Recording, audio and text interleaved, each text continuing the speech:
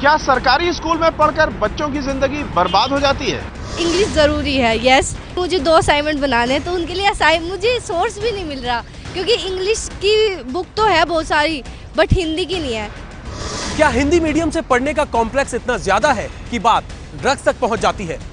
English as a medium of communication is now accepted all over. तो बच्चों को अगर इंग्लिश एज अ लैंग्वेज से फेमिलियरिटी नहीं होगी तो आगे स्कोप्स विल बी रिड्यूस्ड। क्या अंग्रेजी मीडियम में पढ़ने से बच्चे हाई फाई हो जाते हैं? इंग्लिश तो बहुत इम्पोर्टेंट है, it is a medium of language. बाहर भी बच्चे जाएंगे तो ये इंग्लिश तो सीखनी ही है ना। क्या इंग्लिश मीडियम स्कूल में शिक्षा पाकर ही जिंदगी में कुछ बना जा सकता है? इंग्लिश तो बहुत बड़ा फैक्टर है। आपको मतलब एक टाइम पे ऐसा लगेगा कि चाहे हिंदी भी शायद इंग्लिश में आ जाए। इस देश में आज ये हाल है कि आपको हिंदी भी बोलना है तो इंग्लिश में ही बोलो तो ज़्यादा अच्छा है।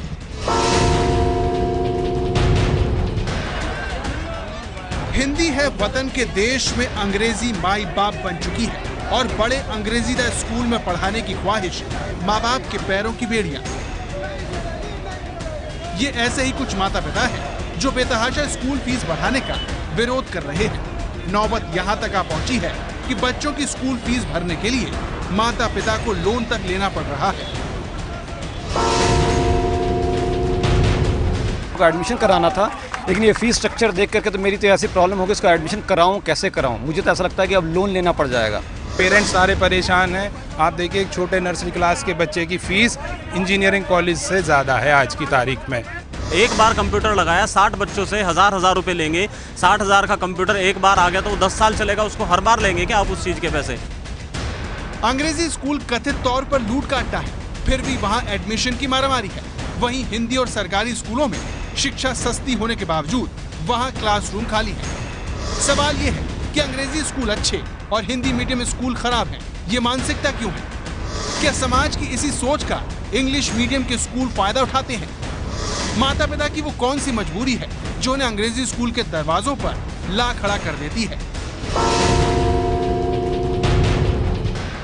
अंग्रेजी से औकात नापने वाली इसी सोच की घंटी बजाने के लिए हम आपको देश के 4 बड़े शहरों में ले चलेंगे, जहां पर हम ये समझने की कोशिश करेंगे कि चाहे मिडिल क्लास हो या फिर निचला तबका, सबके सिर पर अंग्रेजी का भूत क्यों सवार है। पटना सिटी के चमडोरिया इलाके के रहने वाले सचिन को सरकारी स्कूलों में खामियां ही खामियां नजर आती हैं, इसलिए वो भी प्राइवेट स्कूल की तमाम दादागिरी को झेलते हुए अपने बच्चों को उसमें पढ़ा रहे हैं। आजकल क्या हो गया है कि सरकार इतना खर्च करने के बाद शिक्षा पे, सरकारी स्कूल में क्या है कि बिल्डिंग्स अच्छी नहीं है, वहाँ पे जर्जर स्थिति में रहते हैं, कब कहाँ पे क्या हो जाए कुछ नहीं जानते हैं। टॉयलेट्स का काफ़ी प्रॉब्लम रहता है, वहाँ पे छोटे बच्चे को केयर नहीं किया जाता है, टाइम पे टीचर नहीं पहुँचते हैं, प्लेग्राउंड नहीं रहते हैं, गंदगी का तो खैर अंबार लगा रहता है। लखनऊ के गोमती नगर में रहने वाले ये धीरज सिंह हैं, जो खुद ग्रामीण परिवेश से आते हैं, लेकिन वो अपने बच्चों को अंग्रेजी स्कूल में पढ़ा रहे हैं। जब हमने इसका कारण पूछा तो जवाब आया, हिंदी मीडियम स्कूलों में पढ़ाई का माहौल नहीं है। हमारा जो है कि सरकारी स्कूल में जो है पढ़ाई का माहौल नहीं है, नहीं तो प्राइवेट स्कूल में इतनी ज़्यादा फीस ले रहे हैं, कोई भी गार्जियन जो है अपने बच्चों को प्राइवेट स्कूल नहीं ले जाएगा। अगर 19-20 का अंतर रहेगा तब भी नहीं ले जाएगा। लेकिन हम लोग सरकारी स्कूल जाके बात करके देख चुके हैं, वहाँ के बच्चों को देख चुके हैं, पढ़ाई का एकदम माहौल नहीं है। मध्यम वर्ग जहाँ अपनी ख्वाहिशों को पूरा करने के कारण हाफ रहा है, तो वहीं मेहनत मजदूरी करने वाले लोगों को अपनी ख्वाहिशें पूरी न करने का मलाल है। ये पटना के महेश हैं, मजदूरी का काम करते हैं, लिहाजा बच्चों को अंग्रेजी स्कूल में नहीं पढ़ा सकते। इनका कहना है कि अंग्रेजी नहीं आने की वजह से इनके बच्चे भेदभाव महसूस करते हैं। अंग्रेजी बोलता है तो क्या भेदभाव महसूस करते हैं आप? बहुत ज़्यादा। कैसा महसूस होता है? ऐसा लगता है कि काश हम भी उस तरह से बोल पाते हैं, लेकिन ये सोच रखे हैं कि हम नहीं बोल पा रहे हैं, लेकिन अपने बच्चे लोग को अच्छा तालीम और शिक्षा दें कि बोल सके। कम उतना नहीं है मेरा कि हम इंग्लिश स्कूल में बच्चे को डालें। मुंबई के आजाद सिंह उत्तर प्रदेश से हैं, फिर भी अंग्रेजी को हिंदी से ऊपर रखते हैं। इनका भी मानना है कि आज के जमाने में अंग्रेजी आना सबसे जरूरी है। ये 2017 चल रहा है। आगे जाने के लिए आपको इंग्लिश बहुत ही ज़रूरी है, क्योंकि आप जब भी आगे बढ़ोगे तो वहाँ आपको जो ऑप्शनल सब्जेक्ट होगा, भाषा होगा, वो हटा दिया जाएगा। इंग्लिश में ही आपको, आप जब भी एक बड़े लेवल पर चले गए तो वहाँ हिंदी आपको नहीं मिलेगी, वहाँ तो केवल आपको इंग्लिश नहीं मिलेगी। रही बात सरकारी स्कूलों की, सरकारी स्कूलों में देखा जाता है कि जो अध्यापक होते हैं अपना जिम्मेदारी नहीं निभाते हैं, और इसलिए बच्चों का भविष्य निश्चित रूप से उज्जवल नहीं हो पाता। लेकिन प्राइवेट में मैं ये भी नहीं मानता कि प्राइवेट स्कूलों के सब बच्चे IAS कर जाते हैं, ये बात नहीं है। पहली बात, उनका घर परिवार समाज ये भी उस पर निर्भर करता है कि वो लोग टैलेंट क्या है। अगर आपको लगता है कि अंग्रेजी से मोह इसी पीढ़ी में है तो इनसे मिलिए। ये लखनऊ के गरीब बस्ती में रहने वाले कुंदन लाल हैं, जिन्हें पहले अपनी दोनों बेटियों और अब 2 नातियों को अंग्रेजी स्कूल में न पढ़ाने का मलाल है। इनकी भी शिकायत है कि अंग्रेजी नहीं आने की वजह से उनके साथ भेदभाव होता है।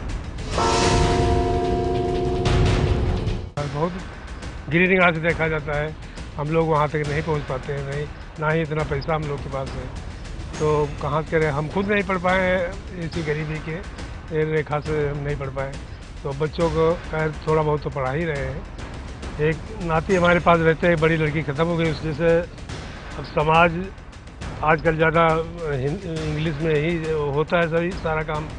अब हमारे बच्चे आगे नहीं पढ़ पाते तो उनको एक हंसी के तरीके किया जाता है। अब तक की हमारी पड़ताल में हिंदी स्कूलों के प्रति कम रुझान की पहली वजह है कि आम धारणा यह है कि हिंदी सरकारी स्कूलों में अच्छी शिक्षा नहीं होती। दूसरी वजह है हिंदी स्कूलों में टॉयलेट जैसी बुनियादी चीजों का न होना।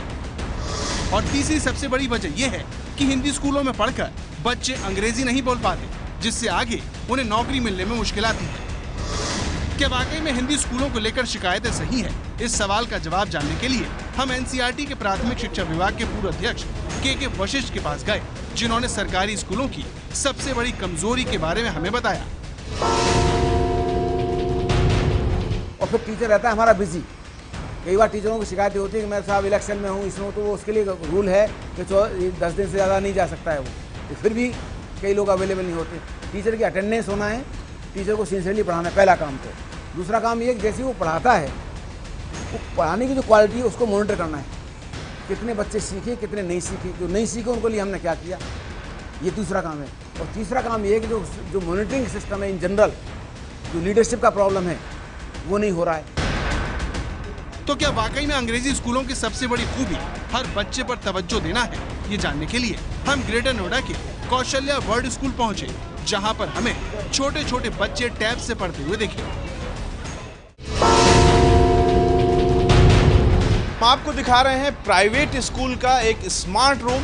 आप भी चाहेंगे कि आपके बच्चे ज़रूर ऐसे स्मार्ट रूम में पढ़ें, जहां ये छोटे छोटे बच्चे हैं जो कि टैबलेट पर पढ़ाई कर रहे हैं। हर बच्चे के सामने एक टैबलेट है जिस पर वो अकेले काम कर रहा है, और इसमें जब उसकी वर्कशीट भर जाती है और सही भरती है तो एक स्माइली आता है।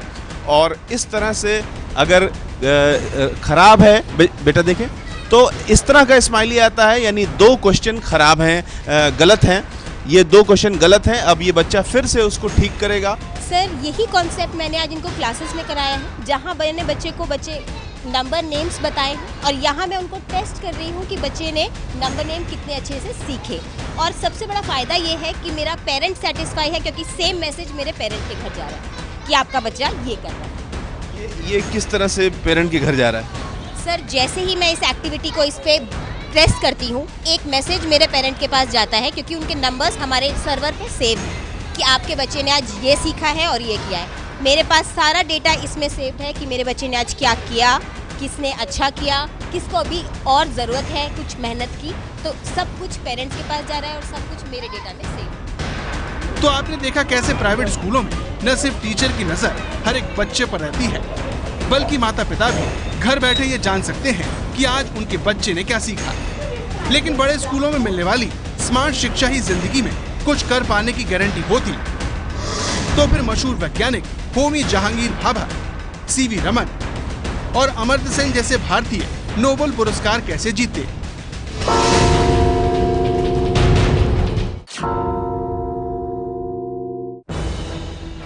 इन महान हस्तियों का उदाहरण हमने आपको इसलिए दिया ताकि आप ये समझ पाएं कि प्रतिभा माध्यम की मोहताज नहीं है, शिक्षा हिंदी में मिले या फिर अंग्रेजी में, जरूरी है कि वो बच्चे को समझ में आए। हमारी इस बात से ग्रेटर नोएडा के एक बड़े स्कूल की डायरेक्टर भी सहमत दिखी। हिंदी मीडियम या इंग्लिश मीडियम लैंग्वेज जो है सिर्फ एक मीडियम है किसी चीज़ को समझने का, किसी चीज़ को बताने का। इसका क्वालिटी ऑफ एजुकेशन से कोई लिंकेज नहीं है। जब से स्मार्ट बोर्ड्स हमारे क्लासरूम में एंटर हुए हैं तब से हमारे पास कोई नोबेल लॉरिएट नहीं आया। चंद्रशेखर वेंकट रमन, होमी जहांगीर भाभा, अमृता सेन, लेकिन जब वो क्लासरूम में थे तब भी कोई स्मार्ट बोर्ड्स नहीं थे, तब भी कंप्यूटर्स नहीं थे। तो यहाँ पर जो शिक्षा का रियल अर्थ समझना, कंप्यूटर, इंटरनेट, ये सब एक ऐसी चीज़ें हैं जो हमें एक ब्रॉडर नॉलेज दे रही हैं, ये हमें स्किल्स नहीं दे रही हैं। तो भाषा मसला नहीं है, असल मुद्दा शिक्षा की दशा और दिशा का है, जिसकी सबसे मजबूत कड़ी है शिक्षा। तो क्या हिंदी स्कूलों में शिक्षा के गिरते स्तर के लिए शिक्षक जिम्मेदार हैं? इस सवाल का जवाब जानने के लिए हमने देश के मशहूर शिक्षाविद कृष्ण कुमार से बातचीत की। जिन परिस्थितियों में सरकार के स्कूल शिक्षा देते हैं, उन परिस्थितियों में वो ढीलापन है, दिनचर्या ऐसी है कि पढ़ाई ठीक से हो ही नहीं पाती है। सिवाय केंद्रीय और नवोदय विद्यालयों की बात नहीं कर रहा हूँ, बाकी की बात कर रहा हूँ। और दूसरी तरफ जो हमारे नामी गिरामी निजी प्राइवेट स्कूल हैं, वो कोई अंग्रेज़ी की वजह से नहीं इतने नामी हैं, इसलिए क्योंकि वहाँ पढ़ाई का माहौल बनाया जाता है या कि एक प्रकार की दिनचर्या ज़्यादा ठोस ढंग से आगे बढ़ती है। तो मसला सिर्फ हिंदी अंग्रेज़ी का नहीं है। School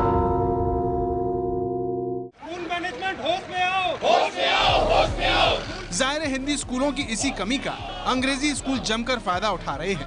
district information system for education के मुताबिक 2008 से 2009 के बीच अंग्रेजी स्कूलों में 1.5 करोड़ बच्चे पढ़ते थे। इसी दौरान हिंदी स्कूलों में पढ़ने वाले बच्चों की संख्या 8 करोड़ 30 लाख थी।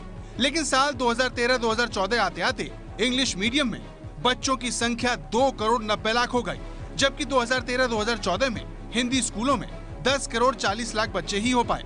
इस तरह 5 सालों में इंग्लिश मीडियम में बच्चों की संख्या 2 गुना ज्यादा हो गई, जबकि हिंदी मीडियम में सिर्फ 20% बच्चे ही बढ़ पाए। चौंकाने वाली बात यह है कि अंग्रेजी स्कूलों में जो नए बच्चे जुड़े हैं वो हिंदी राज्यों से हैं। हिंदी भाषी राज्यों में 2008 से 2014 तक सबसे ज्यादा अंग्रेजी माध्यम में पढ़ने वाले बच्चों की संख्या बढ़ी है। 2008 से 2014 के बीच बिहार में 47,000%, उत्तर प्रदेश में 1,000%, हरियाणा में 525%, झारखंड में 458% और राजस्थान में 209% अंग्रेजी माध्यम में पढ़ने वाले बच्चों की संख्या बड़ी है। आंकड़े बता रहे हैं कि अंग्रेजी को लेकर जड़ें समाज में बहुत गहरी हो चुकी हैं। आखिर इस सोच को लेकर लोगों की मानसिकता के पीछे असल वजह क्या है, ये जानने के लिए हमने मनोचिकित्सक से बातचीत की। अंग्रेज जो थे वो क्वालिफाइड थे, हम लोग इलिटरेट थे, गुलाम थे। तो वो लोग जो भी अपनी लैंग्वेज में बोलते थे या जो भी बुक्स या उनकी स्कूल, कॉलेजेस, हॉस्पिटल जो रन करते थे, वहाँ पे जो सिस्टम था, तो हम लोग उससे सबसे इम्प्रेस थे। हर चीज़ में, हमारे डिफेंस में हर जगह उनका इम्पैक्ट है, रहा है, तो उससे हम लोग इम्प्रेस रहे। तो वो चीज़ चलता आ रहा है। पेरेंट्स जो कि खुद अपनी ज़िंदगी में इतना अचीव नहीं किए या जो चाहते थे या दूसरों को देखते हैं कि ये सब चीज़ें हमारे बच्चे में आ जाए, तो फिर वो चीज़ इम्पोर्टेंस देते हैं कि हमें बच्चे को इंग्लिश बोलने आना चाहिए। यानी माता पिता अपने सपनों को अपने बच्चों के जरिए जी रहे हैं, लेकिन माता पिता को ऐसा करने के लिए कौन मजबूर कर रहा है? क्या अंग्रेजी नहीं आने की वजह से करियर में पिछड़ना इसकी वजह तो नहीं है? क्या अंग्रेजी नौकरी दिलाने से लेकर सैलरी बढ़ाने में रोल निभाती है? इस बारे में जानने के लिए हमने HCL कॉर्पोरेशंस की HR हेड अपूर्वा कक्कड़ से बातचीत की। इंग्लिश को हम आज भी एक अपर हैंड देते हैं। तो चाहे आप 2 कैंडिडेट हों, एक हिंदी मीडियम लेकिन वो बहुत ब्राइट है, वो टॉपर है, और एक इंग्लिश मीडियम का एवरेज स्टूडेंट है लेकिन वो बहुत फ्लुएंटली इंग्लिश बोलता है, अपने आप को एक्सप्लेन बहुत अच्छे से करता है, तो एक साइकोलॉजिकली भी हम एक प्रेफरेंस एक इंग्लिश वाले को देंगे, क्योंकि वो अपने आप को एक्सप्लेन प्रेजेंटेबल करने में वो ज़्यादा सक्षम है। जाहिर है अंग्रेजी की यही चमक उसे दूसरी भाषाओं से जरूरी बना रही है, लेकिन क्या अंग्रेजी की धमक सिर्फ रोजगार में ही है? क्या रिश्तों में भी ये बात बनाती और बिगाड़ती है? इस सवाल को हमने देश के अलग अलग शहरों के नौजवानों के सामने रखा। सुनिए उनका जवाब। अगर आपसे कोई बात कर रहा है इंग्लिश में तो that person is making impact on you. हम क्योंकि कहीं ना कहीं वेस्टर्न सोसाइटी से बहुत ज़्यादा इम्पैक्टेड हैं। कहीं ना कहीं डिपेंड करता है कि सामने कौन है। अगर जो इंग्लिश नहीं जानता है तो उसके लिए इंग्लिश बोलने वाली लड़की बहुत ज़्यादा इम्प्रेस देती है, और जो लड़का जानता है कि हाँ इंग्लिश बहुत अच्छी, और सामने वाली उसको जो इम्प्रेस एक तरह से नहीं कर सकती क्योंकि वो ऑलरेडी जानता है। थोड़ा सा अपना एक्सप्रेशन देने के लिए, थोड़ा कॉम्स दिखाने के लिए, थोड़ा सा ताकि इम्प्रेस करने के लिए तो इंग्लिश में बात करने के लिए प्रेफर करते थे। लेकिन अंग्रेजी के इस बोलबाले के बीच एक बड़ा सवाल ये है कि अगर कामयाबी के लिए अंग्रेजी इतनी ही जरूरी होती तो चीन, रूस और जापान जैसे देश बिना अंग्रेजी को सिरमौर बनाए कैसे कामयाब हो गए होते? क्या हम अपने बच्चों पर दूसरी भाषा का बोझ डालकर गलती तो नहीं कर रहे? इस सवाल का जवाब जानने के लिए हमने एक बार फिर के वशिष्ठ के पास जाने का फैसला किया। व्यवसाय में जाते हैं, आपने चीन का नाम लिया, आपने रूस का नाम लिया, और कंट्री वो क्या करते हैं, वो अपनी भाषा में पढ़ाते हैं और अल्टीमेटली बाद में क्या करते हैं, उसको 3 महीने का ओरिएंटेशन दे देते हैं, ही सक्सेसफुली डूइंग। तो नौकरी की जरूरत तो इसलिए हो गई है कि हमारे दिमाग की मानसिकता की जरूरत है, पेरेंट की मानसिकता, समाज की मानसिकता, नौकरी देने वालों की मानसिकता ये हो गई कि अंग्रेजी में कुछ अच्छा होता है। ऐसा नहीं है, आपको पहले विषय पर अधिकार चाहिए, अंग्रेजी में एक्सप्रेशन तो आ जाएगा। दोहरा के हम एक भाषा को तो सीख नहीं पाते, दूसरे का बोझ लाद देते हैं, उसे ढंग से पढ़ाते नहीं, लिहाजा बच्चा कंफ्यूज हो जाता है, पर प्रॉब्लम हो जाता है। तो जानकारों की माने तो अंग्रेजी पढ़ाने के चक्कर में हम अपने ही बच्चों पर अत्याचार कर रहे हैं। तो क्या इस समस्या का कोई हल नहीं है? क्या कोई ऐसा सरकारी स्कूल नहीं है जो उचित फीस लेकर अच्छी शिक्षा देता हो? इस सवाल का जवाब ढूंढने के लिए हमने दिल्ली के एक स्कूल का दौरा किया, जिसे देखकर अंदाजा नहीं लगता कि ये सरकारी हिंदी स्कूल है। यकीन नहीं होगा, क्योंकि आपको बता दें जिस इलाके में ये स्कूल मौजूद है ये पूर्वी दिल्ली का एक हिस्सा है। पूर्वी दिल्ली के ही एक प्राइवेट स्कूल की जब हमने 3 महीने की फ़ीस जानी तो वहाँ केजी की फ़ीस है करीब 20,000 रुपये, और यहाँ पर 8वीं तक की कक्षा में पढ़ने वाले बच्चों को 1 भी रुपये फ़ीस नहीं देनी होती। और फिर उसके बाद 9वीं, 10वीं, 11वीं और 12वीं में जो फ़ीस देनी भी होती है वो इतनी मिनिमल होती है कि वो मायने नहीं रखती, वो 15 से 20 रुपये है। तो यकीन मानिए कि दिल्ली सरकार के तमाम सरकारी स्कूलों में वर्ल्ड क्लास एजुकेशन के साथ साथ जितनी भी चीज़ें बच्चे सोच सकते हैं अपने लिए, सुविधाएं अपने लिए सोच सकते हैं, वो सब कुछ मिल रही है, और वो भी मुफ्त में। तो अगर सरकारें चाहें तो सरकारी स्कूलों में भी अच्छी शिक्षा मिल सकती है। ऐसे में एबीपी न्यूज की मांग है कि पूरे देश में एक बोर्ड, एक पाठ्यक्रम और एक फीस की व्यवस्था लागू की जाए, ताकि अमीर हो चाहे गरीब, अच्छी शिक्षा सबको बिना भेदभाव के मिल सके। ये है एबीपी न्यूज, आपको रखे आगे।